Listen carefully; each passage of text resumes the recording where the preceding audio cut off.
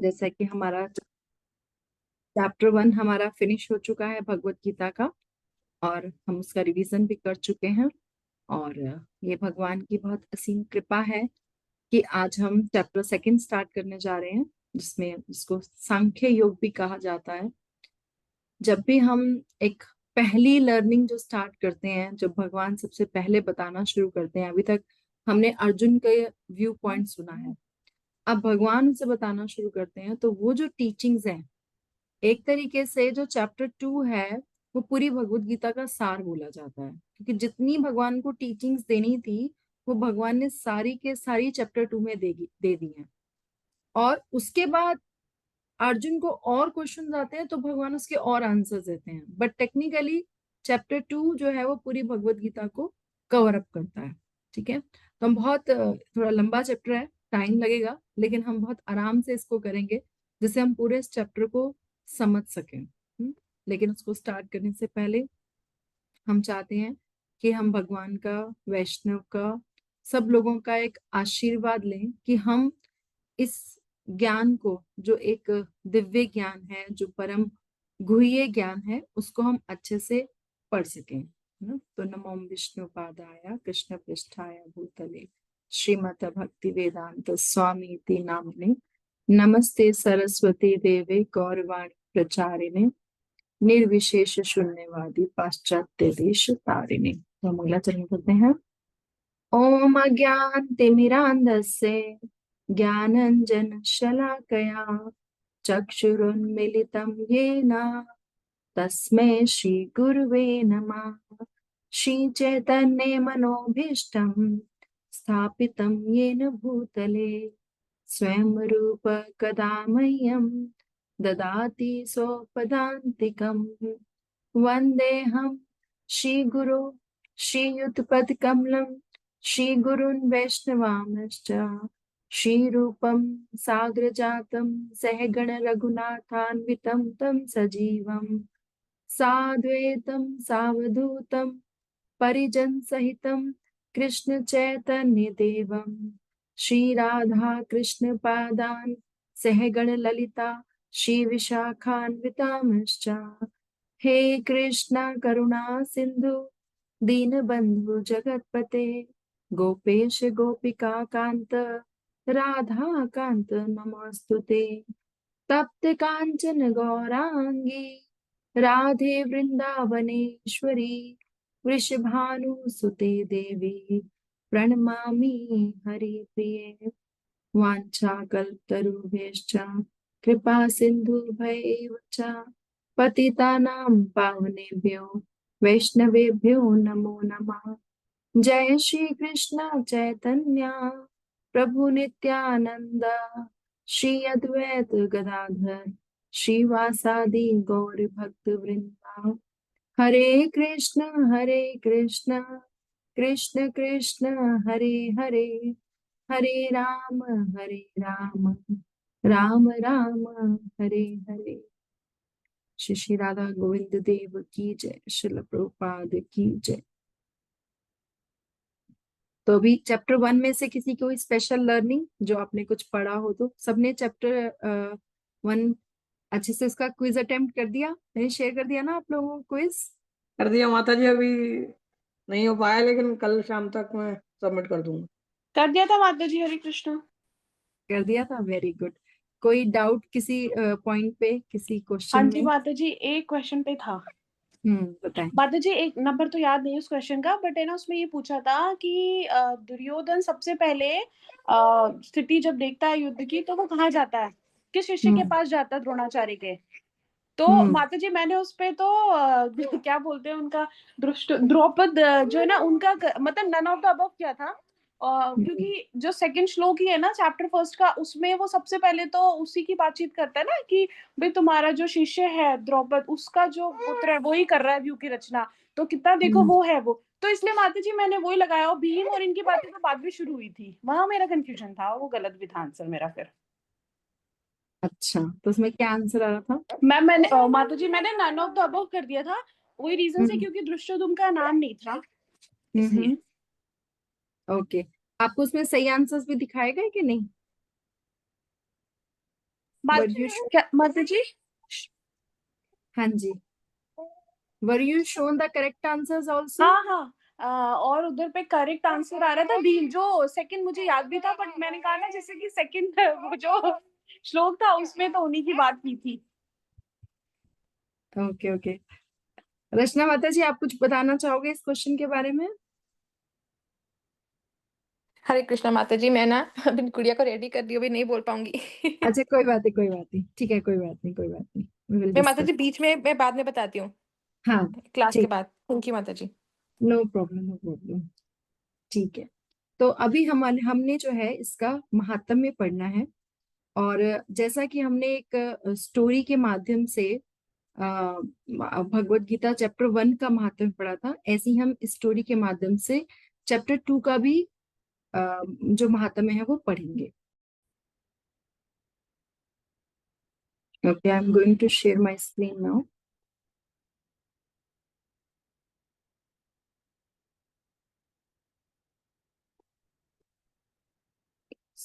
Can you see the screen? Yes माता जी। Okay, तो ये हमारा चैप्टर 1 का हमने महात्म्य पढ़ा था। फाइल जो मिली जिसमें सारे सिर्फ महात्म्य महात्म्य दिए हुए हैं। यस, दिस इज चैप्टर 2 महात्म्य। सौरभ प्रभु, आप पढ़ना चाहोगे? जी माता जी। प्लीज पढ़िए। ये भगवान विष्णु ने कहा, मेरी प्रिय लक्ष्मी, आपने मुझसे भगवत गीता के पहले अध्याय की महिमा सुनी है। अब कृपया ध्यान से सुने, जैसे मैं आपको दूसरे अध्याय की महिमा बताता हूँ। एक बार दक्षिण में पंढरपुर शहर में देवश्याम नाम का एक बहुत ही विद्वान ब्राह्मण रहता था। वह सभी प्रकार के अग्नि यज्ञों को करने में सक्षम थे।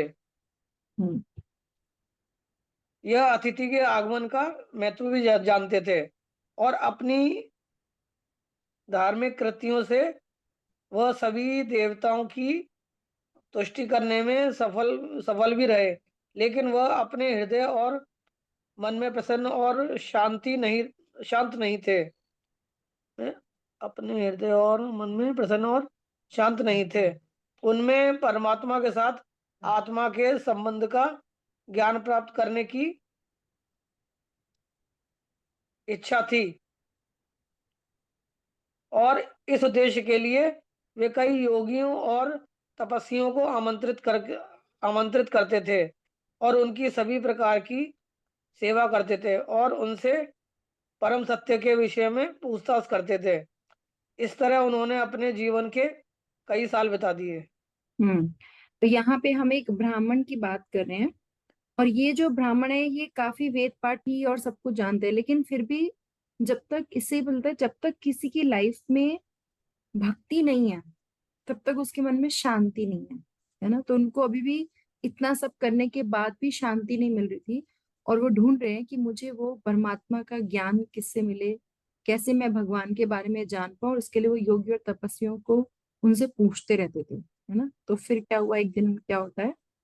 हम्म एक दिन जब वह चल रहा था हम्म तो उन्होंने अपने सामने एक योगी को देखा हम्म जो अपनी नाक के अग्नि भाग पर अपनी आंखें स्थिर कर ध्यान मुद्रा में बैठा था और पूरी तरह से ध्यान में लीन था।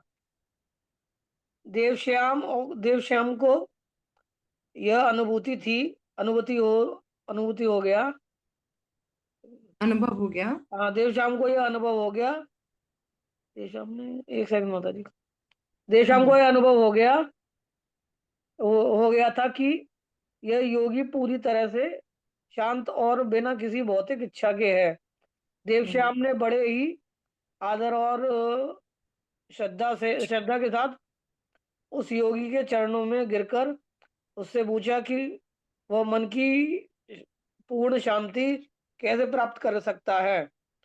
उस समय उस योगी ने जिस परम भगवान से कृष्ण का पूर्ण ज्ञान था, देवश्याम को सलाह दी कि वह सोपुर के गांव में जाकर एक मित्रवन नामक व्यक्ति से मिले, जो पैसों से बकरी जो पेश चराने वाला था, हम्म जो पेशे से बकरी चराने वाला था, और उससे ईश्वर प्राप्ति के विज्ञान में निर्देश ले। यह सुनकर देवश्याम ने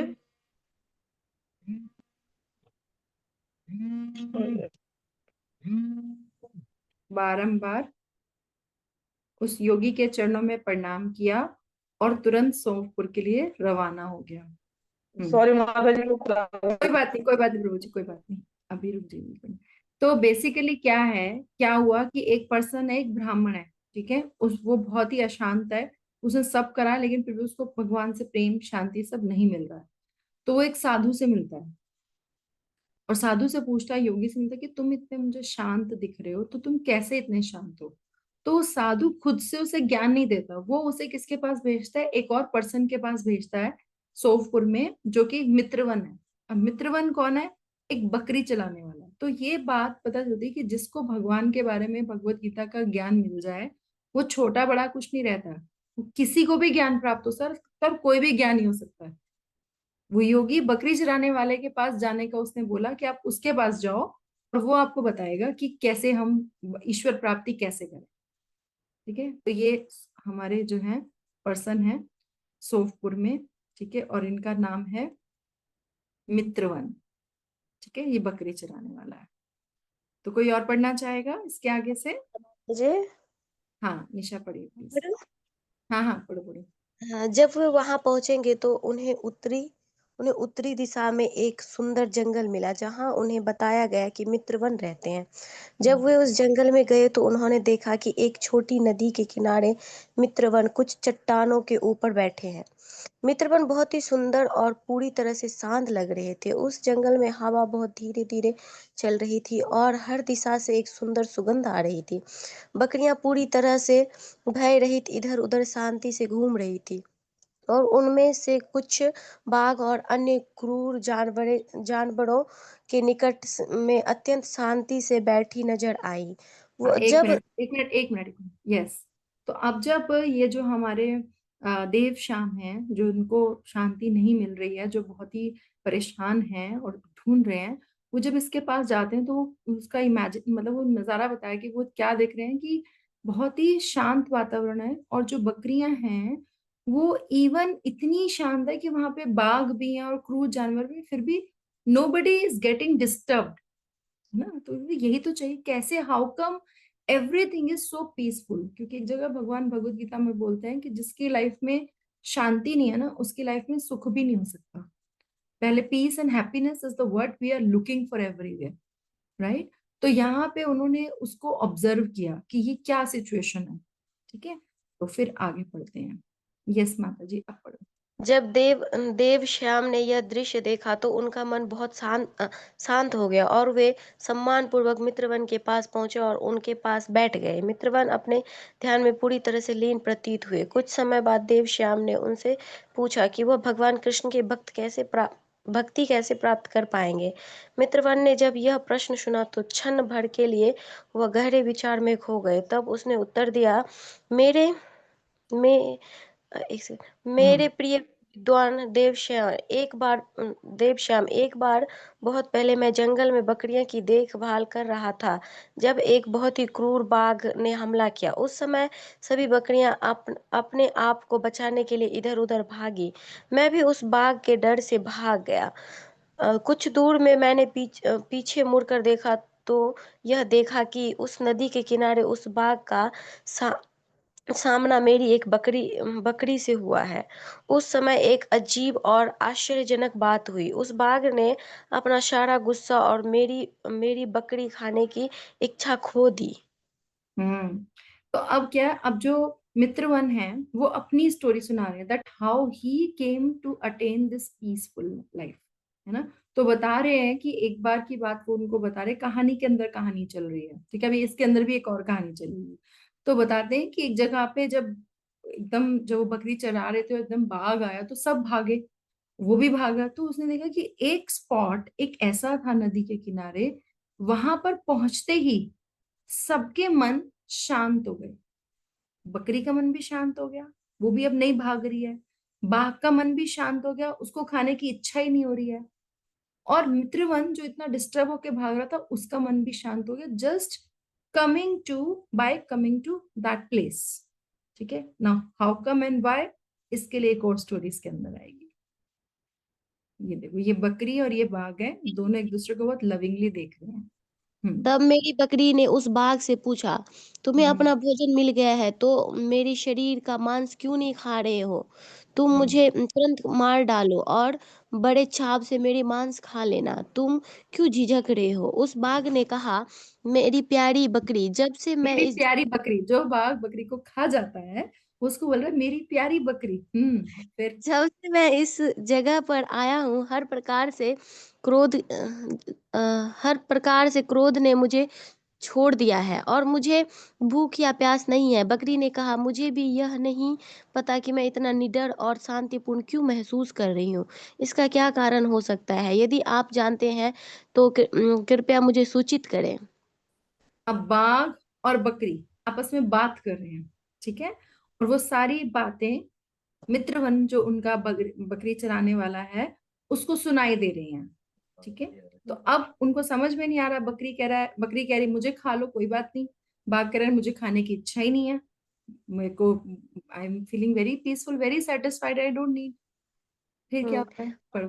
बाघ ने उत्तर दिया, मैं भी नहीं जानता। आइए उस व्यक्ति से पूछे। जब मैंने उस बाघ और बकरी की गतिविधियों में यह परिवर्तन होते देखा तो मैं बहुत चकित हो गया। उस समय वे दोनों मेरे पास आए और इस परिवर्तन का कारण पूछने लगे।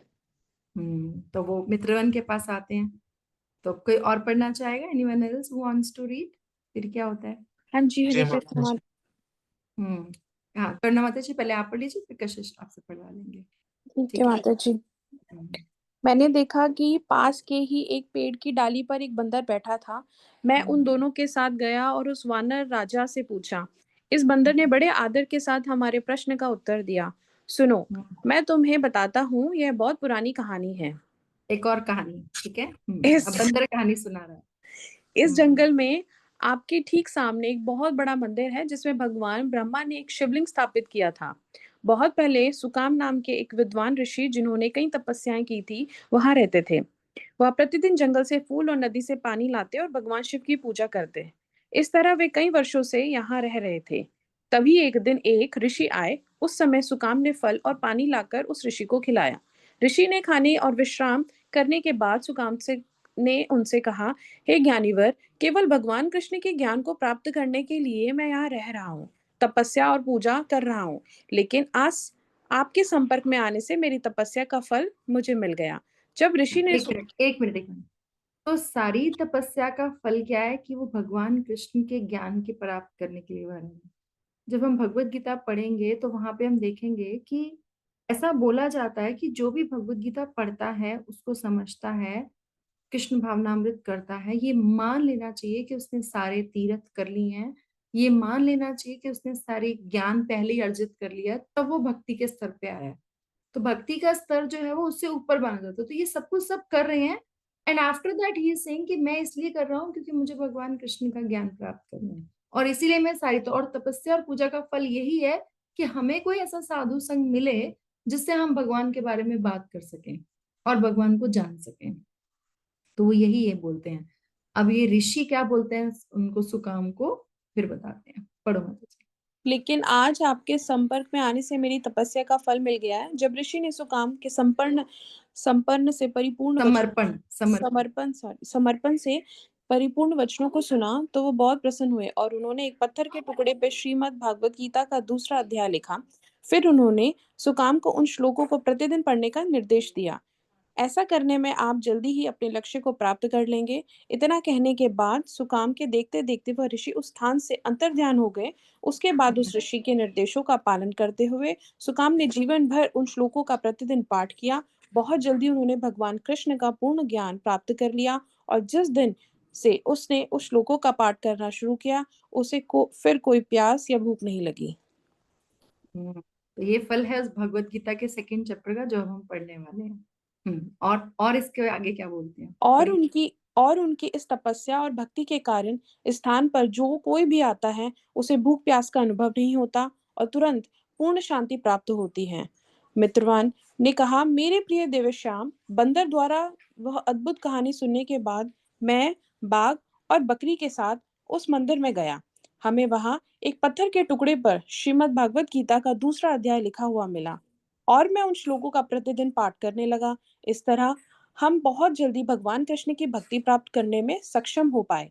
मेरे प्रिय ब्राह्मण, यदि आप भी श्रीमद् भागवत गीता के दूसरे अध्याय के श्लोकों का पाठ करना शुरू कर दें तो आप बहुत जल्दी भगवान कृष्ण की कृपा प्राप्त कर लेंगे। हम्म।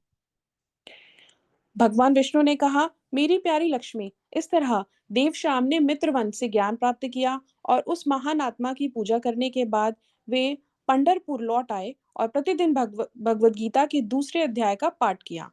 और जो कोई भी पंढरपुर जाता था, देवश्याम सबसे पहले उसके सामने श्रीमद् भागवत गीता का दूसरा अध्याय पढ़ते थे। इस तरह देवश्याम को भगवान कृष्ण के चरण कमलों की प्राप्ति हुई। मेरी प्यारी लक्ष्मी, यह श्रीमद् भागवत गीता के दूसरे अध्याय की महिमा है।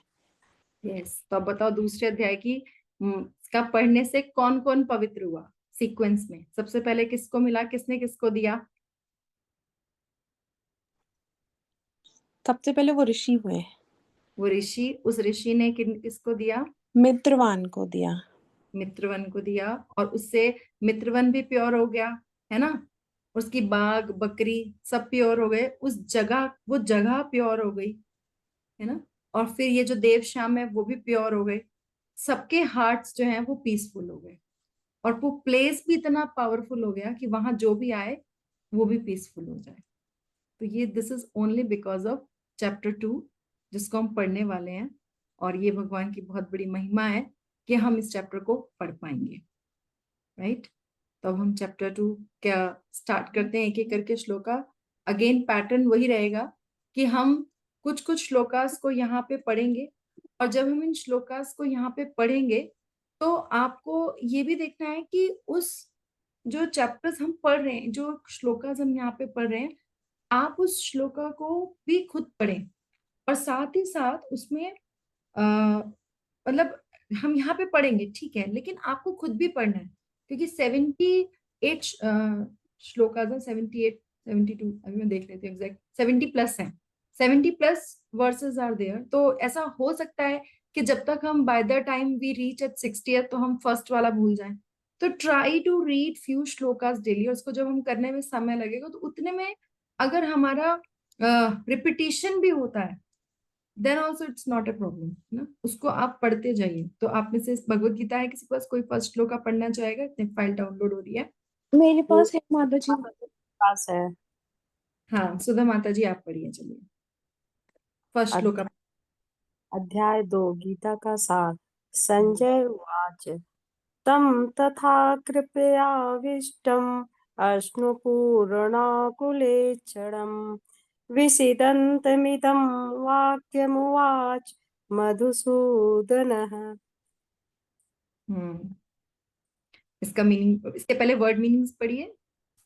संजय उवाच, संजय ने कहा, तम अर्जुन के प्रति तथा इस प्रकार कृपया करुणा से आविष्टम अभिभूत अश्रुपूर्ण आकुल अश्रुओं से पूर्ण इक्षणम नेत्र विषिदंतम शोक युक्त इदम यह वाक्यम वचन वाच कहा मधुसूदन, मधु का वध करने वाले कृष्ण ने। संजय ने कहा, करुणा से व्याप्त शोक युक्त अश्रुपूरित नेत्रों वाले अर्जुन को देखकर मधुसूदन कृष्ण ने ये शब्द कहे। बोलिए, मीनिंग भी पढ़ दीजिए। अच्छा, एंड करते हैं। तात्पर्य से बात की जाए। भौतिक पदार्थों के प्रति करुणा, शोक तथा अश्रु ये सब असली आत्मा को न जानने के लक्षण है। शाश्वत आत्मा के प्रति करुणा ही आत्म साक्षात्कार है। इस श्लोक में मधुसूदन शब्द महत्वपूर्ण है। कृष्ण ने मधु नामक असुर का वध किया था और अब अर्जुन चाह रहा है कि कृष्ण उस अज्ञान रूपी असुर का वध करे जिसने उसे कर्तव्य से विमुख कर रखा है। यह कोई नहीं जानता कि करुणा का प्रयोग कहाँ होना चाहिए। डूबते हुए मनुष्य के वस्त्रों के लिए करुणा मूर्खता होगी। अज्ञान सागर में गिरे हुए मनुष्य को केवल उसके बाहरी पहनावे अर्थात स्थूल शरीर की रक्षा करके नहीं बचाया जा सकता। जो इसे नहीं जानता और बाहरी पहनावे के लिए शोक करता है वह शूद्र कहलाता है, अर्थात वह वृथा ही शोक करता है। अर्जुन तो क्षत्रिय था, अतः उससे ऐसे आचरण की आशा न थी, किंतु भगवान कृष्ण अज्ञानी पुरुष के शोक को विनष्ट कर सकते हैं और इसी उद्देश्य से उन्होंने भगवत गीता का उपदेश दिया। यह अध्याय हमें भौतिक शरीर तथा आत्मा के वैश्लेषिक अध्ययन द्वारा आत्म साक्षात्कार का उपदेश देता है, जिसकी व्याख्या परम अधिकारी भगवान कृष्ण द्वारा की गई है। यह साक्षात्कार तभी संभव है जब मनुष्य निष्काम भाव से कर्म करे और आत्मबोध को प्राप्त हो। हरे कृष्णा माता जी। हरे बोल। यस, तो अभी हम इसके डिफरेंट पर्सपेक्टिव्स पढ़ेंगे। जैसे एक पर्सपेक्टिव हमारे पास यहाँ है और एक पर्सपेक्टिव हम अभी इसमें गीता भूषण टीका भी आएगी और इसमें विश्वनाथ चक्रवर्ती ठाकुर द्वारा वो भी इसमें आएगा, जिससे हम इसको और, क्योंकि भगवान का जो अस्तित्व इस तरीके से बोला जाता है, भगवान को जैसे एक प्रिज्म होता है ना, उसकी डिफरेंट डिफरेंट रिफ्लेक्शंस होती हैं। ऐसी आचार्य गण भगवान की बातों को डिफरेंट डिफरेंट एस्पेक्ट से हमें समझाते हैं, जिससे हम उसको समझ पाए। ठीक है, तो श्री भगवान वाचा कुतस्त्वा कश्मलम इदम विश्मे समुपस्थितम अनार्य जुष्टम अस्वर्ग्यम अकीर्तिम कर्म अर्जुनम। तो श्री भगवान ये बोलते हैं कि भगवान कहते हैं यहाँ पे कि तुम जो ये बोल रहे हो इतनी सारी बातें, ये तुम्हारे दिमाग में कलमश आया कहाँ से, है ना। हे अर्जुन, तुम्हारे मन में कलमश कहाँ से? जैसे कभी कोई आके हमें बहुत ही अजीब बात बोले ना, तो हम सोचते अरे ये बात तुम्हारे दिमाग में आई कहाँ से। तो भगवान कोई सॉफ्ट प्रीचिंग नहीं कर रहे हैं, सीधा डांट लगा रहे हैं कि how could you think like that, है ना, कि तुम वैसे तो बहुत ज्ञानी वाली बात, लेकिन क्या सोच क्या रहे हो, है ना। तो ये उस मनुष्य के लिए तनिक भी अनुकूल नहीं है जो जीवन के मूल्य को जानता हो, क्योंकि अर्जुन जो है उनको आर्य कह के भी संबोधित किया गया। आर्य वो लोग हैं जो जीवन के मूल्य को जानते हैं, या जो सही तरीके से कैसे जीवन जिया जाए उनको जानते हैं, कैसे भगवान की प्राप्ति की जाए। तो अगर तुम कैसे ऐसे कर सकते हो और जो तुम ये कर रहे हो, इससे ना तो तुम्हें उच्च लोक की प्राप्ति होगी और ना ही तुम यहाँ पे यश अर्जित कर पाओगे। तो जो तुम कर रहे हो या जो तुम बोल रहे हो वो तुम्हें यहाँ भी अपयश खिलाएगा और तुम कहीं हाई, क्योंकि हमने पढ़ा कि जो लोग युद्ध के समय पे मर जाते हैं, वीर गति को प्राप्त होते हैं, वो उच्च लोगों को जाते हैं। ठीक है, तो अगर तुम युद्ध करोगे नहीं तो उच्च लोग कैसे जाओगे, और अगेन युद्ध नहीं करोगे तो तुम्हारा यश भी नहीं होगा। तो इस तरीके से जो तुम बातें कर रहे हो, they are not good for you, है ना। तो अब यहाँ पे जो विश्वनाथ चक्रवर्ती ठाकुर हैं वो क्या बोलते हैं, इस द्वितीय अध्याय में भगवान श्री कृष्ण चंद्र ने, भगवान कृष्ण कृष्ण चंद्र बोला जाता है ना, क्यों बोला जाता है, क्योंकि जैसे चंद्रमा अपनी शीतलता की किरणें देता है और उससे अंधेरे को हटा देता है ना, रोशनी आती है लेकिन उनकी रोशनी जो है बहुत शीतल होती है। ऐसी भगवान की जो भगवान से जब हम मिलते हैं तो बहुत हम शीतलता अनुभव करते हैं, और उस शीतल भरी किरणों से भगवान आत्म और अनात्म विवेक के द्वारा शोक मोह रूपी अंधकार को दूर करते हुए मुक्त पुरुषों का लक्षण कहा गया। भगवान जो बताते हैं यहाँ पे कि कैसे शोक और मोह, है ना, हम पूरी लाइफ में ना या तो हम राग करते हैं या हम द्वेष करते हैं, और हमारी पूरी की पूरी लाइफ या तो हमें कोई चीज अच्छी लगती है या हमें कोई चीज अच्छी नहीं लगती है। तो जो हमें अच्छी नहीं लगती है वो हमें मिल जाता है तो हम शोक करते हैं कि काश मैंने ऐसे करा होता, काश मैंने वैसे करा होता। और मोह की यहाँ ये मुझे मिल गया, अब ये मेरा है, मैं इससे अटैच्ड हूँ। तो हम इन दो चीजों के पीछे ही पूरी लाइफ अपनी भागते रहते हैं। तो भगवान जैसे एक चंद्रमा जब उदय होता है और उससे वो अंधकार को दूर कर देता था, काली रात को भी एकदम वो चांदनी रात हो जाती है, इसी तरीके से वैसे हमारी लाइफ में बहुत ज्यादा इग्नोरेंस है ना। लेकिन अगर हम भगवान श्री कृष्णचंद्र की शिक्षाओं को अपनी लाइफ में लेकर आते हैं तो शोक और मोह रूपी अंधकार जो है वो दूर हो जाता है, और फिर हम भगवान को एक मुक्त पुरुष जो है ना, जो भगवान से कनेक्टेड है, वो जो बद्ध है वो यहाँ पे बंधा हुआ है, जैसे हमें नित्य बद्ध। और जो नित्य मुक्त जीव होते हैं वो होते हैं जो हमेशा भगवान से कनेक्टेड रहते हैं, इसलिए उनको नित्य मुक्त कहा, क्योंकि वो इन सब चीजों से बंधे हुए नहीं होते हैं। और कश्मला मीन्स जो कलमश है वो मोह है, मोह का कारण है। विस्मय का अर्थ है इस युद्ध संकट में, कि इतना डिफिकल्ट टाइम है ना, युद्ध time is not easy time. इतने डिफिकल्ट टाइम में तुम ऐसी बात कैसे सोच सकते हो कि मैं छोड़ दूं? तो उसका अर्थ है कि किस तरीके से उपस्थित का मतलब है तुम्हारे तुम्हें आश्चर्य क्या, मतलब तुम्हारे दिमाग में ये बात आई कैसे, यहाँ पे ये बोल रहे हैं भगवान को। और अन्यार्जुष्टम मतलब जो आर्य है, तुम आर्य वाली नहीं अनार्य वाली बात कर रहे हो। जो सुप्रतिष्ठित लोग हैं जो के द्वारा असम्मानित अस्वर्गम अकीर्तिगम, मतलब तुम कैसी बातें कर रहे हो, ना तो तुम्हें से स्वर्ग मिलेगा, ना तुम्हें से कीर्ति मिलेगी, ना मतलब क्या, ना तो तुम उच्च लोकों में परमार्थिक मीन्स दूसरे लोक में जब तुम जाओगे तुम वहां भी सुखी नहीं रह सकते, और ऐहिक मीन्स इस लोक में भी। तो इन सुखों के प्रतिकूल मतलब जो तुम बात कर रहे हो ना, वो ना तो तुम्हें इस लोक में सुख देगी ना परलोक में सुख देगी। तो इसलिए ऐसी बातें मत करो। तो ये विश्वनाथ चक्रवर्ती ठाकुर जी ने बोला। इसी तरीके से गीता भूषण जो है उनमें क्या बोला, जो यहाँ पे बोलते हैं कि संजय अब कह रहे हैं कि जो भगवान ने कहा, वो भगवान को एक अलग पर्सपेक्टिव से समझाते हैं कि भगवान कौन है, जिनके पास 6 ऐश्वर्य। ये बात कई जगह आएगी आगे चल के, ठीक है। और भगवान, कई बार ऐसा होता है ना, लोग बोलने शुरू करते हैं मैं भगवान हूं मैं, तो ये जो एक ना भगवान का टेस्ट है, टेस्टिंग एलिमेंट है। टेस्टिंग एलिमेंट क्या है? पराशर मुनि ने भगवान की डेफिनेशन दी है, ऐश्वर्य सा समग्र से वीर्य से यश से श्रिय ज्ञान वैराग्य योश्चापि शरणाभग इति अंगना। मतलब भगवान को पराशर मुनि के द्वारा इस प्रकार परिभाषित किया गया है कि भगवान जो है उनमें 6 ऐश्वर्य हैं, ठीक है। जो ये 6 ऐश्वर्य हैं वो क्या है, उनके पास पूरा बल है, प्रसिद्धि है, धन है, ज्ञान है, सौंदर्य है और त्याग है। ये जिसके पास परिपूर्ण है, कंप्लीट है, हमेशा से रहा है, हमेशा तक रहेगा और अनंत फॉर्म में है, वो भगवान है। तो कोई अगर अपने आप को भगवान कहे तो हमें देख लेना चाहिए कि उसके पास ये 6 चीजें हैं कि नहीं है। हम में से किसी के पास बल ज्यादा होता है, किसी के पास फेम ज्यादा होता है, किसी के पास धन ज्यादा होता है।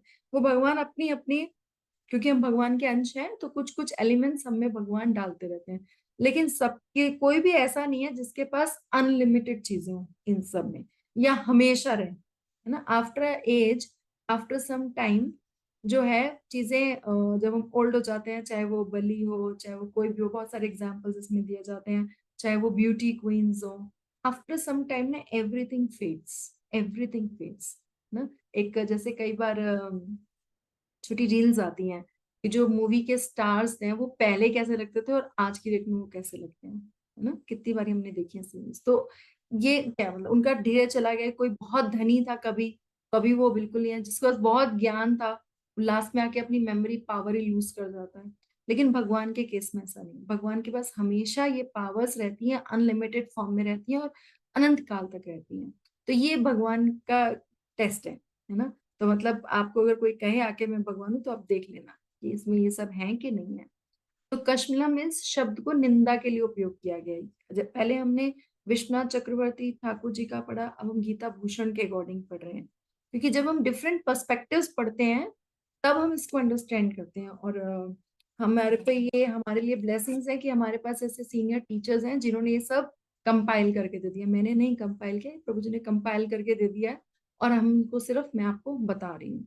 तो उसमें ये बताया गया क्योंकि कृष्ण अब अर्जुन के गुरु की भूमिका स्वीकार करके अपने शिष्य अर्जुन के इस भाव की निंदा करें कि कलमश है, मतलब जो तुम सोच रहे हो ना ये बहुत गलत बात है कि तुम अपने कर्तव्य से विमुख हो रहे हो, दैट इज वेरी रॉन्ग।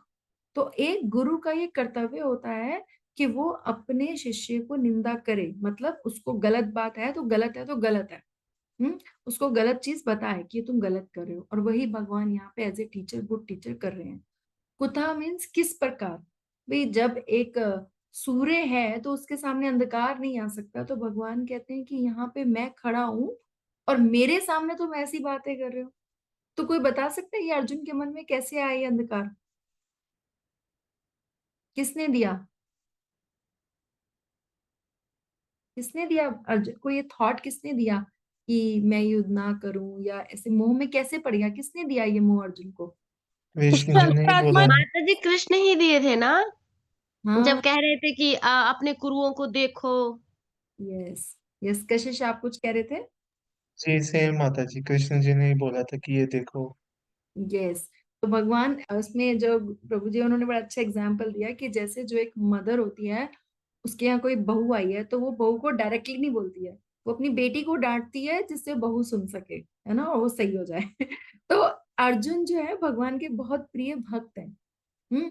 भगवान अर्जुन को एक एज ए मीडियम यूज कर, otherwise Arjun is a very senior devotee, because वो भगवान के बहुत बड़े भक्त हैं, है ना। लेकिन उन्होंने, भगवान ने उनको मुंह में डाला है, तो एक तरफ से भगवान मुंह में भी डाल रहे हैं और साथ में पूछ भी रहे हैं, अरे तुम इतने मुंह में कैसे आ गए, तो ये भगवान की लीला है ना। तो यहाँ पे वो पूछ रहे हैं कि इस विषम परिस्थिति में क्षत्रिय चूड़ामणि पर युद्ध की इस विषम परिस्थिति में स्वधर्म विमुखता रूपी मलिनता उपस्थित कैसे हो रही है, कि जो तुम्हारा जो क्षत्रिय धर्म है, तुम उसको छोड़ के कुछ भी और करने की कैसे सोच सकते हो। तो युद्ध का ये जो वैराग्य है, ना तो मोक्ष, ना स्वर्ग, और ना ही यश की प्राप्ति कराता है, अर्थात ये अनार्यता का सूचक है। मीन्स जैसे जो आर्य होते हैं, जो पहले भी आर्य जिनको बोला था, they are the kshatriyas who know that what is their duties and you are deviating from your duties, तो ये गलत है ना। तो ये तुम्हें ऐसे नहीं करना चाहिए, तुम आर्य वाली नहीं कि अनार्य वाली बातें कर रहे हो। तो ऐसा वैराग्य आर्यों के द्वारा जुष्टम अर्थात अभ्यासित नहीं होता, जो मुमुक्षु होते हैं, मुमुक्षु जो भगवान को प्राप्त करने की प्रैक्टिसिंग कर रहे होते हैं। क्योंकि आर्य स्वधर्म का आचरण केवल हृदय की शुद्धि के लिए ही करते हैं, कि वो अपनी ड्यूटी परफॉर्म करते हैं so that they are pure। और यह स्वर्ग प्राप्ति कराने वाले धर्म के भी विरुद्ध है, अर्थात अस्वर्गम है, और यश का भी नाश करने वाला, अर्थात अकीर्तिकरम है। तो आचार्य जो है ना, वो इतने दयालु हैं कि उन्होंने हर एक वर्ड का, जो हमारे इस श्लोक में है, एक एक वर्ड को तोड़ तोड़ के बताया कि इसका क्या मतलब है, इसका क्या मतलब है, इसका, जिससे हम उस श्लोक को समझ सके और आत्मसात कर सके। तो परपट में जैसे माता जी ने पढ़ाई था, यहाँ पे तात्पर्य में प्रभुपाद बताते हैं कि श्री कृष्ण और भगवान जो है वो अभिन्न है, इसलिए श्री कृष्ण को संपूर्ण गीता में ही भगवान कहा गया। अब कई लोग जो भगवान से द्वेष करते हैं, भगवान को भगवान एक्सेप्ट नहीं करते, वो पता है क्या बोलते हैं, वो बोलते हैं कि भगवान कृष्ण ही बोल रहे हैं, ये उनके अंदर शिव बाबा बैठे हैं वो बोल रहे हैं। फिर कई लोग बोलते हैं कि देखो इसमें भगवान उवाच लिखा है, कृष्ण कहाँ है, अगर कृष्ण उवाच लिखा तो बोलते भगवान कहाँ है, लेकिन कृष्ण वहां पे खड़े हैं। और हमारे पास ऐसे बहुत सारे प्रूफ्स हैं कि जिसमें ये, चाहे वो द्वारका का मिलना हो, चाहे वो राम सेतु का मिलना हो, चाहे वो महाभारत के टाइम के इतने सारे प्रूफ्स हैं जो ये प्रूफ करते हैं कि कृष्ण वाज देयर एक्चुअली, ठीक है ना। तो लेकिन जब लोगों को द्वेष होता है और वो एक्सेप्ट नहीं करना चाहते, इसलिए वो इस तरीके के डायलॉग्स बोलते हैं। तो यहाँ पे इसलिए सबसे पहली लाइन में ही ये प्रभुपाद बहुत क्लियर करते हैं कि श्री कृष्ण तथा भगवान अभिन्न है, इसलिए श्री कृष्ण को संपूर्ण गीता में भगवान ही कहा गया है। और भगवान परम सत्य की पराकाष्ठा है। जो परम सत्य है, जब भी हम बात करते हैं परम सत्य का टॉप मोस्ट सत्य क्या है, कि भगवान इज देयर। परम सत्य का बोध ज्ञान की 3 अवस्थाओं में होता है। यहाँ पे 3 लेवल्स ऑफ अंडरस्टैंडिंग है भगवान की। एक तो ब्रह्म ज्योति या निर्विशेष सर्वव्यापी चेतना, परमात्मा या भगवान का अंतर्यामी रूप जो समस्त जीवों के हृदय में है, और भगवान या भगवान श्री कृष्ण। तो 3 लेवल ऑफ अंडरस्टैंडिंग है। फर्स्ट इज कि भगवान से परम ज्योति है भगवान, है ना। जैसे प्रभुपाद आगे चल के अभी सूर्य का एग्जाम्पल देखें कि सबसे पहले सूर्य का हमें प्रकाश दिखाई देता है। तो जो निराकार बोलते हैं भगवान को, या ये बोलते हैं कि भगवान का कोई साकार रूप नहीं है, वो सिर्फ इस लेवल ऑफ अंडरस्टैंडिंग तक जाते हैं। परमात्मा इस भगवान के हर प्राणी के हृदय में भगवान विराजमान है, आत्मा के साथ परमात्मा विराजमान है, वो है भगवान का परमात्मा या अंतर्यामी रूप। तो भगवान, कई लोग सिर्फ इसी तक रुक जाते हैं कि भाई मेरे अंदर भी भगवान है, तुम्हारे अंदर भी भगवान है, बस। तो ये these are the upper higher and higher level of understanding. और the top most understanding is कि भगवान का अपना एक व्यक्तित्व है, सुप्रीम पर्सनालिटी ऑफ गॉड है भगवान श्री कृष्ण, जो भगवान बोलते हैं पूर्ण परम पुरुषोत्तम भगवान श्री कृष्ण। प्रभुपाद इस तरीके से भगवान को कई जगह रेफरेंस देते हैं। अब हमारी हमेशा हैबिट होती है कि इसका प्रमाण क्या है, तो प्रमाण जो है वो भागवतम में दिया गया है। भागवतम में व्यासदेव जी ने से भागवतम लिखी है, तो वहां पे श्रीमद् भागवतम के फर्स्ट कैंटो में 1.2.11 फर्स्ट कैंटो के सेकंड चैप्टर के 11 श्लोक में बताया गया है कि परम सत्य की ये धारणा जो है वो भगवान के बारे में बताई गई है। वदन्ति तत्विदं तत्वं यज्ञानमध्ययं ब्रह्मेति परमात्मेति भगवानिति शब्दते। यस कशिश, अब आप यहाँ से पढ़ सकते हो। ठीक है माता जी।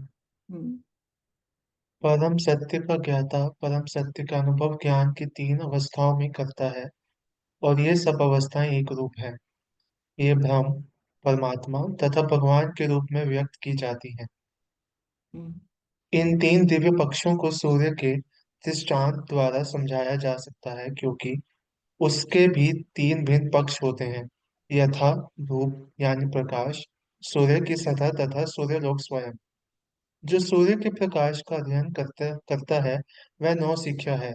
जो सूर्य की सतह को समझता है वह कुछ आगे बढ़ा हुआ होता है, और जो सूर्यलोक में प्रवेश कर सकता है वह उच्चतम ज्ञानी है। जो नौसिखिया सूर्य प्रकाश, उसकी विश्व व्याप्ति तथा उसकी निर्विशेष प्रकृति के अखंड तेज के ज्ञान से ही तुष्ट हो जाता है, वह उस व्यक्ति के समान है जो परम सत्य के ब्रह्म रूप को,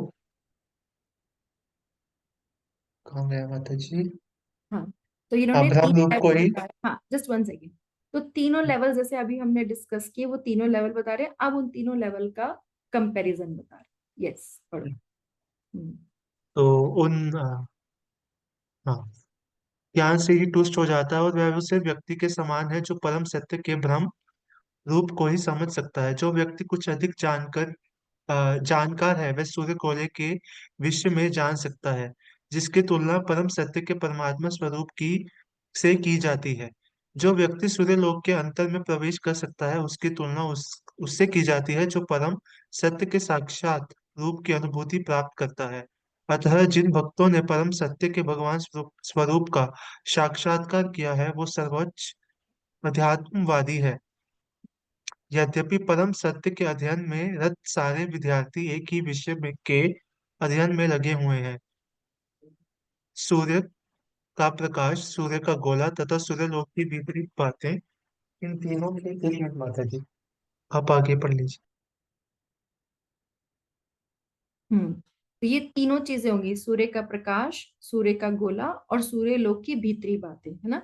इन तीनों को एक दूसरे से विलग नहीं किया जा सकता। फिर भी तीनों अवस्थाओं में अद्वैतता एक ही श्रेणी की नहीं है। They are the different level of understanding. तो हम यहाँ बोलते हैं कि जो लोग ये बोलते हैं कि भगवान सिर्फ ब्रह्म ज्योति तक ही है, वो गलत नहीं है, बट वो इनकम्प्लीट है। That's an incomplete understanding. तो संस्कृत शब्द भगवान की व्याख्या व्यासदेव के पिता पराशर मुनि ने दी है ना, हमने भी पढ़ा कि समस्त धन शक्ति यश सौंदर्य ज्ञान तथा त्याग से युक्त परम पुरुष भगवान कहलाता है।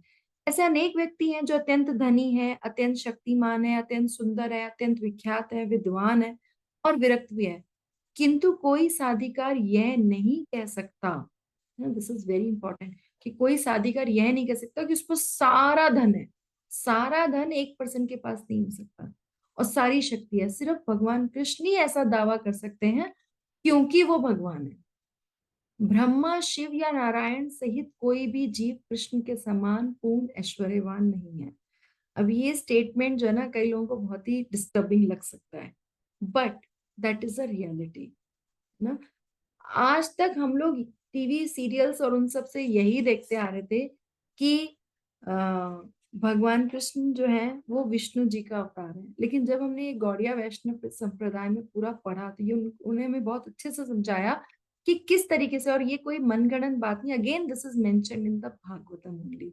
तो ब्रह्म संहिता में ब्रह्मा जी बोलते हैं ना, तो अब हम ब्रह्मा जी की बात को तो गलत नहीं ठहरा सकते हैं ना। तो ब्रह्म संहिता में जैसे मैंने आपको बताया था कि जब ब्रह्मा जी प्रकट होते हैं भगवान विष्णु के नाभि कमल से, तो बहुत समय तक नेवल की जो, जैसे कमल की जो नाल होती है उसके ऊपर नीचे उनको कुछ पता नहीं चलता कि इसका आदि अंत नहीं समझ में आता।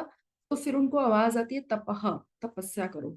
जब वो तपस्या करते हैं उसके बाद भगवान उनके सामने प्रकट होते हैं, तो फिर वो जो भगवान की स्तुति गाते हैं वो है ब्रह्म संहिता, भगवान को देख के। और वहां पे उन्होंने ये बोला कि श्री कृष्ण स्वयं भगवान है, ना तो उनके कोई तुल्य है ना उनसे बढ़कर है, वे आदि स्वामी या भगवान है और गोविंद के रूप में जाने चाहते हैं और समस्त कारणों के कारण है। तो ऐसे बोला जाता है ना, ईश्वरः परम कृष्ण सच्चिदानंद विग्रह अनादिरादि गोविंद सर्व कारण कारणम। तो यहाँ पे ये बताया गया है, तो ये ब्रह्मा जी का स्टेटमेंट है, so we have to accept it, है ना। तो ऐसे अनेक पुरुष हैं जो भगवान के गुणों से युक्त हैं, किंतु कृष्ण परम है, क्योंकि उनसे बढ़कर और कोई नहीं है। वे परम पुरुष हैं, उनका शरीर सत्य चित्त आनंद है ना, जो हमेशा रहता है, जो सत्य है और जो हमेशा आनंद में रहता है, जो हमेशा एक जैसा रहता है, उनमें कोई चेंज नहीं आता। बोल जाता है कि भगवान हमेशा 16 साल के नवयुवक ही रहते हैं, उनमें की बॉडी में। जैसे जब महाभारत का युद्ध हो रहा था तो he was like 125 years, but वहां पे जो उनकी सुंदरता का वर्णन भीष्म पितामह ने किया है और भागवतम में किया गया है, वो उसमें यही बताया गया है कि उसका कोई वर्णन नहीं है। ठीक है, तो यहाँ पे ये बताते हैं क्योंकि उनसे बढ़कर कोई नहीं है, वे परम पुरुष है और उनका शरीर सच्चिदानंद है, वे आदि भगवान गोविंद है और समस्त कारणों के कारण है। ये ब्रह्म संहिता का 5.1 श्लोक है जो हमने अभी पढ़ा। और कोई पढ़ना चाहेगा आगे? Anybody else wants to read? आप रीड कर सकते हो अनम्यूट करके।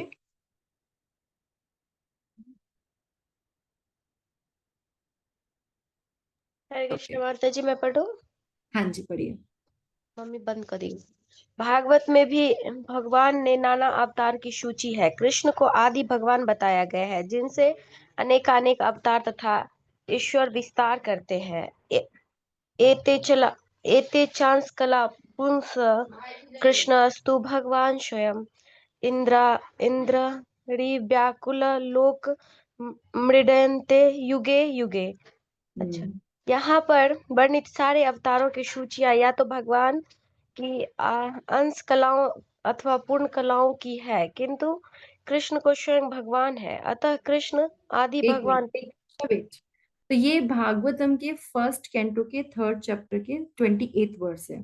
तो इसमें यहाँ पूरा बताया गया कि एते चाम्स कलापुंसा, कि भगवान के, क्योंकि वहां पे ना भगवान के अवतारों का वर्णन है, तो वहां पे सूत गोस्वामी जब उनको कथा सुना रहे हैं तो वहां पे वो बताते हैं कि सुखदेव गोस्वामी परीक्षित महाराज को सुना रहे हैं, सूत गोस्वामी 88,000 शिष्यों को सुना रहे हैं। तो बताते हैं कि जितने भी भगवान के अवतारों का हम वर्णन करते हैं, वो सारे के सारे अवतार जो हैं वो भगवान की अंश कला है या पूर्ण कला है, लेकिन कृष्णस्तु भगवान स्वयं। हम इस बात पे बहुत जोर दे रहे हैं इसलिए क्योंकि जब तक हम भगवान को भगवान श्री कृष्ण को भगवान नहीं मानेंगे ना, तब तक हम भगवत गीता को उस फील से एक्सेप्ट नहीं कर सकते हैं जिस फील में वो भगवान ने बोली है। भगवान को मानेंगे तभी हम उसको एक्सेप्ट करेंगे। इसलिए प्रभुपाद पहले से ही, शुरू से ही पहले ये चीज बहुत अच्छे से हमें समझा रहे हैं कि आप एक्सेप्ट करो। और ऐसा कई लोग होते हैं जो पढ़ते हैं, बहुत बहुत साल पढ़ते हैं, लेकिन लास्ट में कहते हैं कि बस ये बात हमें डाइजेस्ट नहीं होती। ऐसे कई लोग आपको मिल जाएंगे। तो सबसे पहले हमें इसी बात को अपने अंदर, क्योंकि जब तक हम उनकी आइडेंटिटी को ही नहीं मानेंगे तो फिर उनकी बात को क्या मानेंगे? आइडेंटिटी को मानेंगे तभी तो बात को मानेंगे कि वो भगवान है, कि भगवान बोल रहे हैं ऐसा, देन वी विल फॉलो, है ना। तो इसलिए प्रभुपाद पहले हमको बहुत क्लैरिफाई कर रहे हैं कि जितने भी बाकी सब अवतार हैं वो भगवान की अंश कलाओं, पूर्ण कला। इवन जो हमने पढ़ा हुआ है कि जो भगवान नारायण है, मतलब वो कम नहीं है, वैकुंठ लोक कम नहीं है, लेकिन कृष्ण लोक जो गोलोक है वो टॉप मोस्ट है। कि जो माधुर्य भाव की लीलाएं हैं वो नारायण नहीं करते हैं कभी भी, हमने कभी नहीं सुना हो ना। माखन चोरी की लीला नारायण नहीं करते हैं, वो सिर्फ भगवान ही करते हैं। तो जो उनकी जो लीलाएं हैं, जो माधुर्य भाव की, जो लविंग एक्सचेंज है, परमात्मा जो हमारे हृदय, आप उसके साथ आदान प्रदान नहीं कर सकते हो। आदान प्रदान आप भगवान के रूप के साथ ही कर सकते हो। तो ये कुछ चीजें हैं जो तभी पॉसिबल है क्योंकि भक्ति जो है वो भक्तिमय सेवा है। परमात्मा की या ब्रह्म ज्योति की सेवा नहीं हो सकती है, सेवा सिर्फ भगवान की हो सकती है। तो इसलिए ये डिफरेंशिएशन बहुत जरूरी है। सबसे पहले हमारे ये दिमाग में बैठेगा, तभी हम आगे चीजों को उस तरीके से, उस सेंस में समझ पाएंगे। यस निशा, आगे बढ़िए। अतः कृष्ण आदि भगवान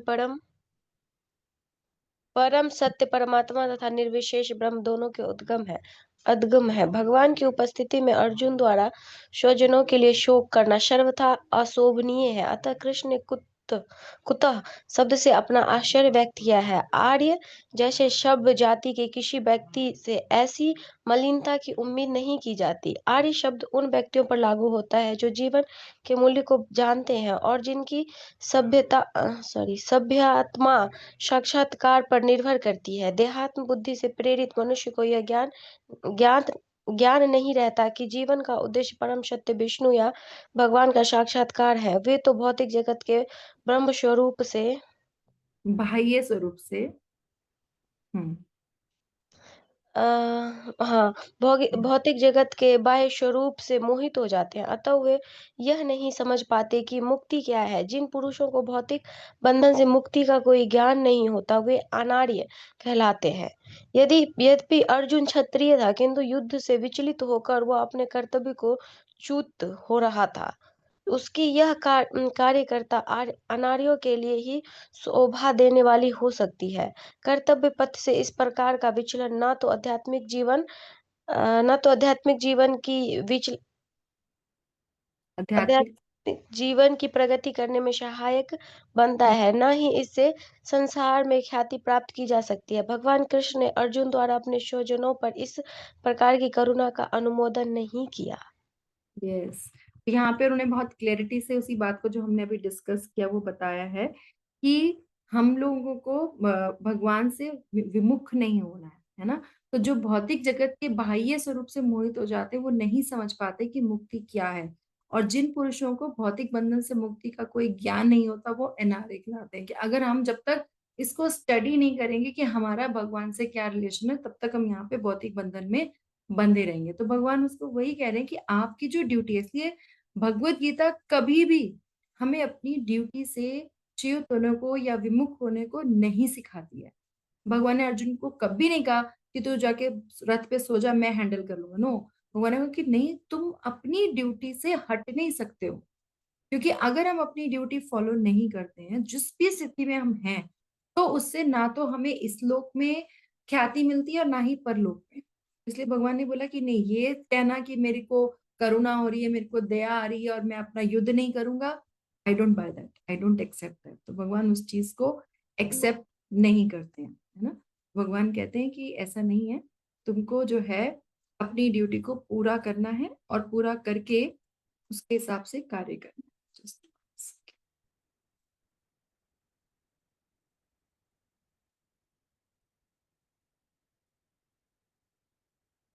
ओके, हमसे एक मिस्टेक हो गई। एज यूजुअल हम बहुत गलती करते हैं। हम शायद पहले 2.2 पढ़ लिए, सॉरी फॉर दैट। अब हम 2.1 पढ़ लेंगे, शायद मिस्टेक से हो गया वो पीडीएफ जब खुला तो। ठीक है, शुरुआत में तो ये नहीं था, चलो कोई बात नहीं। संजय उवाच तं तथा कृपयाविष्टम् अश्रुपूर्णकुलेक्षणं विषीदन्तम् इदं वाक्यम् उवाच मधुसूदनम्। तो यहाँ पे संजय ने बोला है, इसका हम पढ़ते हैं word meaning. Yes, word meaning है संजय ने कहा तम अर्जुन के प्रति तथा इस प्रकार कृपया करुणा से आविष्टम अभिभूत अश्रुपूर्ण आकुल अश्रुओं से पूर्ण। क्योंकि हमने लास्ट टाइम जब हम चैप्टर 1 फिनिश कर रहे थे तो उसमें था ना कि उनके जो आंखों में अश्रु आ गए ना। तो ईक्षणम नेत्र विषीदंतम शोक युक्त इदम, यह वाक्यम वचन उवाच मधुसूदन, मधु का वध करने वाले कृष्ण ने। तो यहाँ पे मधुसूदन जो वर्ड है जिसे हमने पढ़ा है कि भगवान के डिफरेंट डिफरेंट नाम आएंगे और अर्जुन के भी डिफरेंट डिफरेंट नाम आएंगे और उनका डिफरेंट डिफरेंट मीनिंग भी होगा। तो संजय ने कहा करुणा से व्याप्त शोक युक्त अश्रुपूर्ण नेत्रों वाले अर्जुन को देखकर मधुसूदन कृष्ण ने ये शब्द कहे। और क्या कहे वो हम गीता भूषण में पढ़ते हैं आगे। आप में से कोई भी अनम्यूट करके यहाँ पढ़ सकता है। Please unmute yourself and read. Gita के दूसरे अध्याय में भगवान आत्मा का ज्ञान, आत्म साक्षात्कार का ज्ञान, निष्काम कर्म और स्थिति प्रज्ञ की गुणों का वर्णन करेंगे। एक मिनट। तो ये हमारे 4 सब्जेक्ट मैटर्स हैं, ठीक है। भगवत गीता के 2nd चैप्टर के 4 चीजें हैं जो हम इसमें सीखेंगे। एक आत्मा का ज्ञान, आत्म साक्षात्कार का ज्ञान, निष्काम कर्म और स्थित प्रज्ञ। स्थित प्रज्ञ इज वन जिसकी इंटेलिजेंस जो है वो भगवान में पूरी तरह से फिक्स्ड है, ओके। तो ये 4 चीजें हमने सीखनी है इस पर्टिकुलर इस चैप्टर में। हाँ, अब आगे बढ़िए। अर्जुन के वैराग्य को सुनकर और अपने पुत्रों की राज्य भ्रंश की आशा के कारण धृतराष्ट्र बहुत हर्षित हुए। यह देखकर संजय बोले, तम तथा। एक मिनट। तो जब अर्जुन ने ऐसे बोला कि मैं युद्ध नहीं करूंगा, तो धृतराष्ट्र वॉज वेरी हैप्पी, है ना। उसने कि चलो ठीक है, लड़ाई भी नहीं हुई, हमारा कुछ नुकसान भी नहीं, क्योंकि उसने बोला कि युद्ध नहीं करेगा तो ठीक है। तो राज्य भ्रंश की आशा कारण कि राज्य जो ना मिलने का प्रॉब्लम थी वो तो सॉल्व हो गई। जैसे होता है ना, इंडिया टीम में क्या होता है, पहले जैसे होता है कि सचिन तेंदुलकर है या भी विराट कोहली है तो मीन्स हमारी चलती रहेगी टीम, और वो हार गया तो मीन्स गया, है ना। इसी तरीके से जो पूरी की पूरी पांडवस की टीम थी, उसके जो पूरा दारोमदार था, उसका जो डिपेंडेंसी थी वो अर्जुन पे थी। तो उनको लगा अब अर्जुन ही नहीं युद्ध करना चाह रहा तो ठीक है। तो संजय ने बोला तम तथा मीन्स वेट, ऐसा नहीं है, अभी देखो भगवान वहां खड़े हैं तो क्या करते हैं। इसलिए उन्होंने मधुसूदन वर्ड यूज किया। यस, बोलिए। मधुसूदन शब्द भगवान कृष्ण को इंगित करता है, क्योंकि वे मधु अर्थात माधुर्यों को धारण करने वाले हैं, और इस कारण से वे अर्जुन के शोक को हर लेंगे। सूदन। तो जैसे उन्होंने मधु नामक जो असुर था जो कि इग्नोरेंस को शो करता है, उसको मारा था, तो अभी जो अर्जुन के मन में जो शोक आ रहा है, जो इग्नोरेंस आ रहा है, उसी को वो भी दूर कर लेंगे। यस, पढ़िए। भौतिक पदार्थों के प्रति करुणा, शोक तथा अश्रु, ये सब असली आत्मा को न जानने का लक्षण है। शाश्वत आत्मा के प्रति करुणा ही आत्म साक्षात्कार है। इस श्लोक में मधुसूदन शब्द महत्वपूर्ण है। कृष्ण ने मधु नामक असुर का वध किया था, और अब अर्जुन चाह रहा है कि कृष्ण अज्ञान रूपी असुर का वध करे, जिसमें उसे कर्तव्य से विमुख कर रखा है। यह कोई नहीं जानता कि करुणा का प्रयोग कहाँ होना चाहिए। डूबते हुए मनुष्य को के वस्त्रों के लिए करुणा मूर्खता होगी।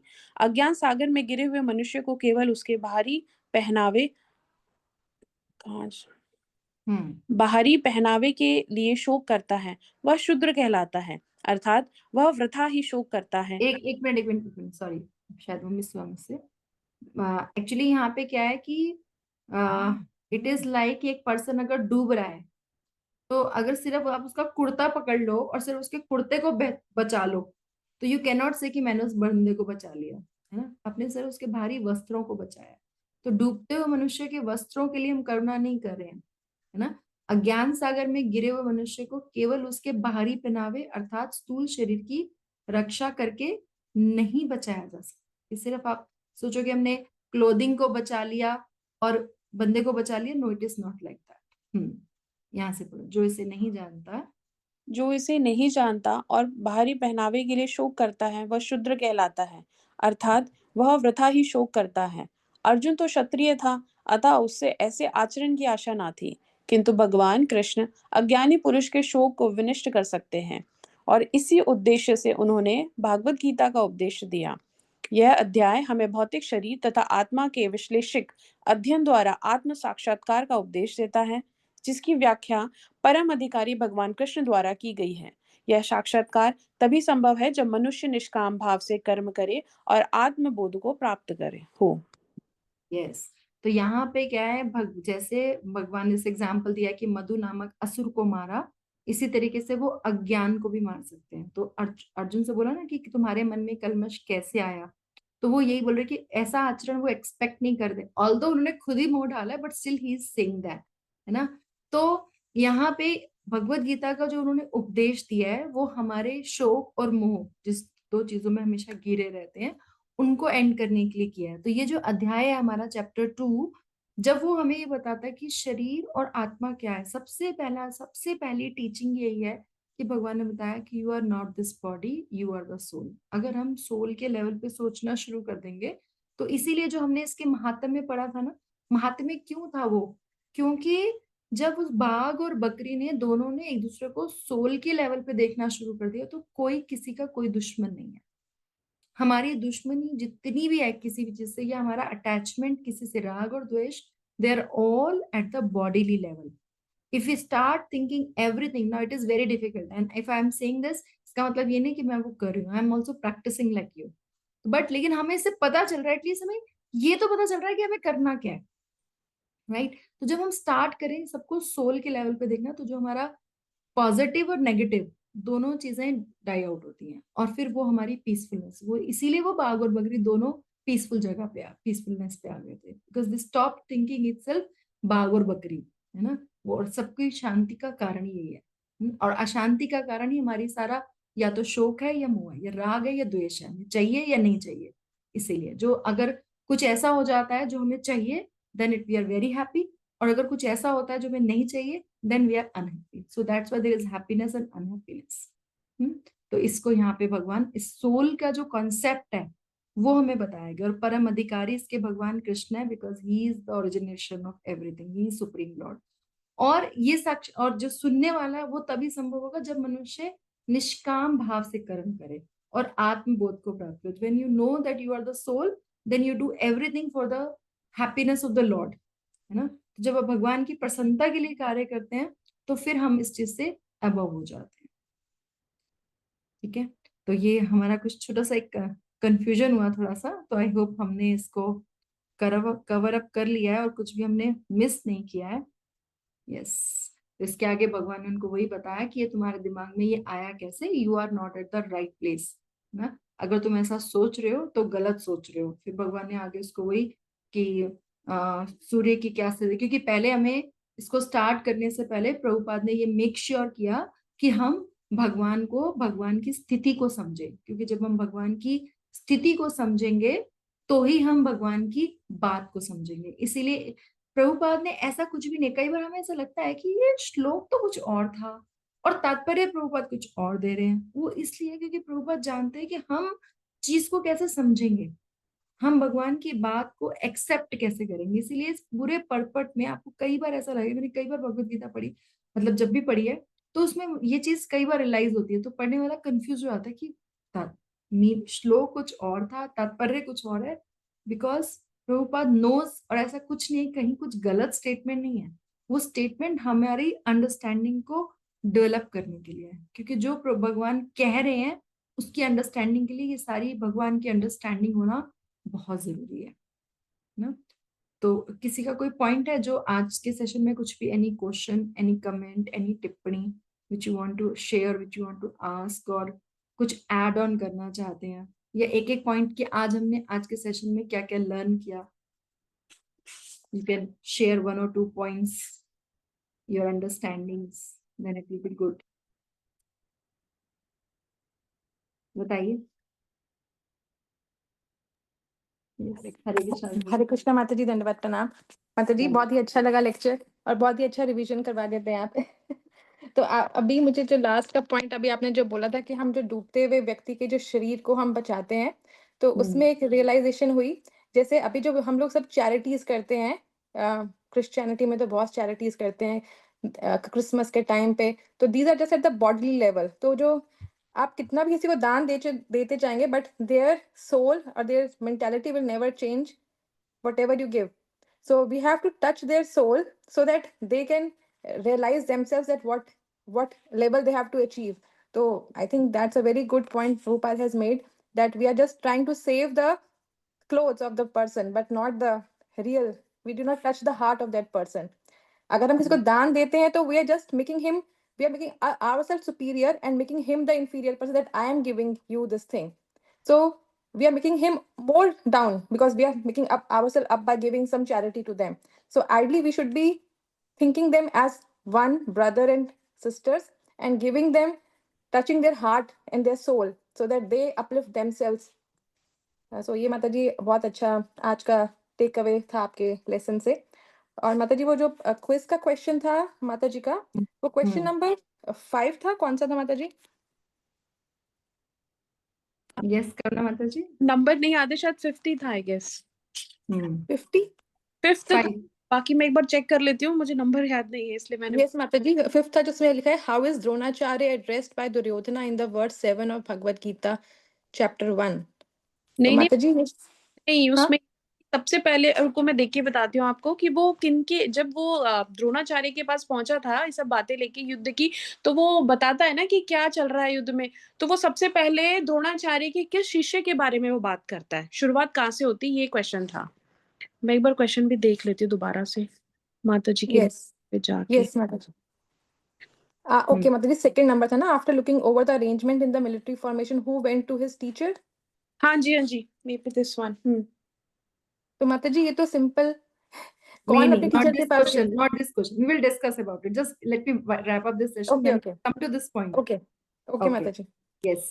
और कोई कुछ कहना चाहता है before we come to this question? We will clarify this also, but let's wind up the session first. So yes, Kashish Prabhu, you want to share your understanding or anything you liked or anything you want to add on or any question, any comment? तो कशिश प्रभु आप कुछ बताएंगे? आज माता जी मतलब second chapter में जो आपने सबसे पहले बताया कि सेकंड चैप्टर की क्या महत्व है, तो वो बहुत अच्छा लगा कि हाँ हर चैप्टर की भी बहुत बहुत इम्पोर्टेंस है। जैसे कि सेकंड चैप्टर में इतने लोगों को भगवान कृष्ण जी की भक्ति प्राप्त हुई, तो वही है कि स्वयं कृष्ण जी इस भगवत गीता में समाये हुए हैं। तो जिसमें जो जो श्री कृष्ण जी के बोल हैं, जितने भी श्लोक हैं, तो उनका अगर हम अपने जीवन में उतारते हैं, उनको समझते हैं वो किस लिए है, तो that would be for our benefit, and that would be beneficial for our soul, and that is the utmost purpose of we being as a human beings. So ये माता जी। Yes, because we have to be very rightly on our path, है ना। और जैसे वहां पे भी उन्होंने बताया कि हमें जो भक्ति करनी है, उन्होंने बोला ना, जैसे कितना बोला कि हम डेली उसको पाठ करते थे। तो प्रभुपाद एक जगह पे कहते हैं कि अगर डिवोटीज बुक्स को पढ़ेंगे नहीं, यो उनको कब आया, जब उन्होंने उसको पढ़ा, है ना, डेली। तो अगर बुक्स को पढ़ेंगे नहीं तो सिर्फ खाएंगे पिएंगे और सोएंगे और पतित हो जाएंगे। तो बुक्स पढ़ना डेली, कुछ अपने जीवन का हमने बहुत समय निकाल दिया है, एंड वी डोंट नो कि हमारे पास कितना समय बाकी है। जितने आजकल के हालात, जितना समय हमारे पास है, मेक अ प्रैक्टिस। चैंटिंग कितनी रेगुलर आपको करनी है, you decide the number, but consistency is very important. 16 rounds Prabhupada ने तो मिनिमम बोला, लेकिन we start with even 2 rounds. 2 rounds करिए, 4 राउंड्स करिए, वट एवर करिए, डिसाइड अ नंबर कि मुझे इतने डेली करने हैं, उस पर समय लगाइए। प्लस मुझे 15 मिनट बुक रीडिंग करनी है, उस पर समय लगाइए। 10 मिनट कीर्तन करना है। तो इस तरीके से हमें अपनी लाइफ का कुछ टाइम ना कॉन्शियसली भक्ति में देना पड़ेगा। नहीं तो जितनी हमारी लाइफ निकल गई है वैसी बाकी की निकल जाएगी और कुछ नहीं होगा। कुछ नहीं करेंगे तो कुछ नहीं होगा, सिंपल सी बात है ये, ठीक है। और कोई भी, इवन हम अगर भौतिक लेवल पे भी कुछ सीखना चाहते हैं, कुछ अर्न करना चाहते हैं, जैसे यहाँ पे एक एग्जांपल दिया था कि जो कुंफू की ट्रेनिंग लेते हैं, जो कराटे की ट्रेनिंग लेते हैं, कितनी हार्श ट्रेनिंग होती है वो। और हमें तो सिर्फ चैंटिंग करनी है, बुक रीडिंग करनी है, that is not that harsh. But whatever you take any example in life, किसी को अगर आईएएस का एग्जाम पास करना है, किसी को कुछ भी करना है लाइफ में, you want to achieve anything, you say discipline is very important, then why not in bhakti, because which is the highest level of knowledge, है ना। तो इसके लिए, और ये मैं आपको बोल रही हूँ, तो सबसे पहला लेसन ये मेरे लिए है कि we have to be scheduled, we have to make a conscious effort कि हमें वो करना है। तो जब हम उसको करेंगे, प्रयास करेंगे ना, तभी कुछ होगा, नहीं तो फिर नहीं हो पाएगा, है ना। तो यस, वो महात्मा में मैंने भी ये बात सीखी बहुत स्ट्रांगली, तो करना है इसको। यस यस, करना। माता जी, you want to say something, just 1 or 2 lines, whatever you liked, whatever you want to add. हाँ जी माता जी, एक तो वो इम्पोर्टेंस पता चला। सेकंड, मुझे लगता है जब मुझे किसी पे गुस्सा आता है तो मुझे उस इंसान को इंसान नहीं, आत्मा की तरफ देखना है कि ये आत्मा है। और जब मैं आत्मा की तरफ, क्योंकि ऐसे मेरे ना, जैसे आपने वर्ड बोला ना, मेरे ऑफिस के लोग घूमने लगे आसपास। तो मैंने सोचा कि नहीं, अब मैं जब ऑफिस जाऊंगी ना फिजिकली, तो मैं सोचूंगी ये सोल है। और जब वो सोल होगी तो फिर मुझे ना उसमें गुस्सा नहीं आएगा, तो मैं शायद और अपने आप को अच्छी बना पाऊंगी। दूसरा माता जी, आपको रात की बात बता दी, आप सही कहते हो, पता नहीं माला में ना कुछ नशा ही है। मुझे नींद नहीं आ रही थी, मैंने उठ के 2:30 बजे 2 माला की। माता जी, जो नींद आई है ना, उसके बाद मैं बता ही नहीं सकती, सुबह उठी हूँ। तो वो बट माला को सिर्फ नींद के लिए नहीं यूज करना प्लीज। मेरे साथ तो ये होता नहीं नहीं आती तो माला कर लेती हूँ, और कमाल की बात ये कि नींद आ जाती है माला में। बहुत शायद पीस मिलता है मन को ना वो। पीस तो है, ये तो बात सच है। That is true, that is true. भगवान के नाम में बहुत रस है, बहुत शांति है, ये तो है ही। और माता जी वो स्टोरी बहुत सुंदर थी, उसे समझना और ज़्यादा आसान हो गया, क्योंकि कई बार श्लोक से, और जैसा आपने कहा तात्पर्य अगर मैं ही पढ़ लूँ, मेरे पास भी भागवत गीता है बिना आपके, बट वो शायद वो चीज़ नहीं समझ पाएंगे, वो अंडरस्टैंडिंग नहीं क्रिएट हो पाती है, तो वो ईजी हो पा रहा है। बाकी थैंक यू एक चीज़ के लिए जो आपने मुझे वो बताया था, इन शॉर्ट ही बता देती हूँ, मतलब भक्ति वृक्ष के लिए मैं मुझे वो बहुत हम अलग से बात करेंगे, वो हम हाँ, अलग से करेंगे। अभी wait, hold on, we will ठीक टॉक अबाउट दैट, ठीक है। मैं अलग से कॉल करूंगी आपको। यस, सुधा माता जी, you want to say something? Sudha माता जी और हमारे साथ आज स्नेह मेरा माता जी भी हैं, निशा भारती इज आल्सो देयर। जल्दी जल्दी एक एक लाइन फटाफट बोलिए, वी आर रनिंग माता जी बहुत ही अच्छा लगा लेक्चर। और ये माता जी तो ये सही चीज है कि हम लोग सोचते हैं, लेकिन बस आपकी क्लास अटेंड करती हूँ फिर उसके बाद भूल जाती हूँ ये, लेकिन पढ़ना चाहिए। लेकिन पढ़ना चाहिए। हाँ, पढ़ना चाहिए तभी समझ में आएगा, नहीं तो फिर ये ऊपर से ही चला जाएगा। तो और यही है माता जी कि पढ़ना चाहिए डेली थोड़ा थोड़ा। डेली 15 मिनट निकालिए, 15 मिनट डेली निकालिए और रिपीटेशन में उसको पढ़ते रहिए। जितना हम अब तक पढ़ चुके हैं वो पढ़िए, आगे बढ़िए, कुछ भी पढ़िए, लेकिन 15 मिनट का रीडिंग टाइम निकालना बहुत जरूरी है। जी माता जी। गुड। और निशा भारती माता जी, आप कुछ कहना चाहोगे, या धीरज प्रभु देयर, सने प्रेम, स्नेह माता जी, कोई भी कुछ भी कहना चाहता है before we close this session? Last 2-3 minutes है हमारे पास सेशन को क्लोज करने से पहले। ओके, तो अभी हम इस सेशन को यहीं पे क्लोज करते हैं। तो बेसिकली जो हमारी अंडरस्टैंडिंग हुई है आज की, वो यही हुई है कि एक तो हमें डेली पढ़ना है, अपनी राउंड्स ऑफ चैंटिंग करनी है, और इस ग्रंथ को जो हम पढ़ रहे हैं उसको आत्म साक्षात्कार जो वर्ड है वो बहुत भारी वर्ड है ना, और उसको हमें प्रैक्टिस से ही होगा।